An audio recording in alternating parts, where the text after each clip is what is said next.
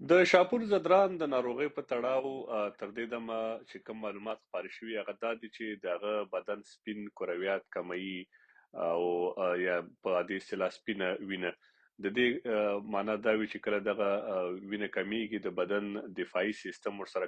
کمزوري کیږي انسان په عادي ناروغیو کې هم ورځ تبي تیری او دغه د بدن چې کوم دفاعي سیستم د یا حالت د هغه نشي کولای چې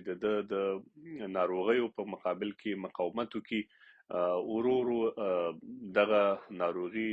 خطرناکه تمامېدای شي خو شاپور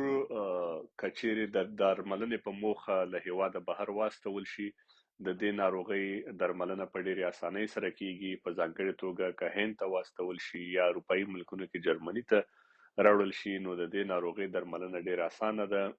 دومره به ستونزمنه نه وي خو که خدای ناخواسته دی همدغسې پاتې شي اګنور شي او د درملنې په وخت ونه شي بیا ستونزمنه تمامېدای شي شاپور د افغانستان د کرکټ له هغه اتلانو څخه دی چې له نشت څخه افغانستان نن په نړۍ کې یو سیال هیواد کړی د کرکټ له اړخه او کرکټ یوازینۍ لوبه ده چې د افغانستان ټول ارزښتونه ورسره خوندي دي نو دغه اتل د درملنې لپاره باید کرکټ بورډ زر تر زره اقدام وکړي